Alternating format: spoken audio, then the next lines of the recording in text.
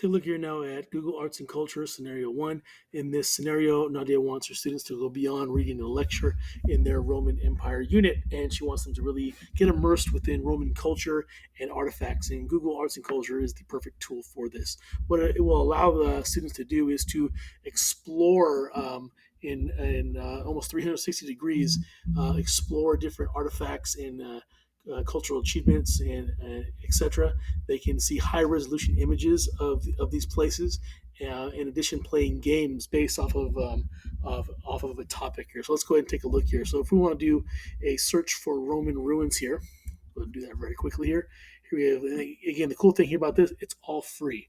So I'm going to go ahead and take a look at this exhibit here of Roman ruins. As I scrolling down, you're going to see some high definition images of some important Roman ruins. If we get into this one, we're going to start looking inside of the actual Roman Colosseum. And here, because I have these arrows here, I can click and go look 360 degrees from the interior um, of the Roman Colosseum and get an idea of what this place really looked like.